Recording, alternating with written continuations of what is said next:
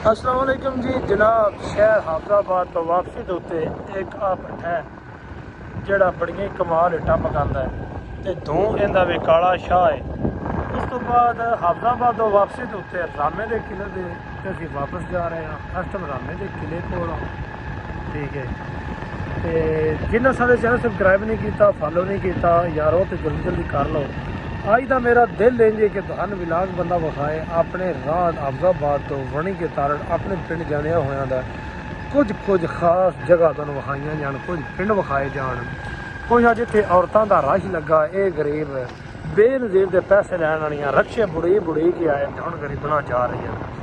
सवेरे उठदियां आउंदियां ने ते शाम तक बेचारियां बह के अद्धियां लभदे पैसे दधियां नहीं लभदे। इस रोड के उत्ते आ एक टाउन कटीता है, बरल इनकी गंदगी जड़ी है ये नहीं मुक सकी, बरल कटी गया है टाउन ठीक है। उन्होंने दफ्तर है, जिसको किसी प्लाट प्लूट लेना हो मैं तो रब्ता कर सकता है।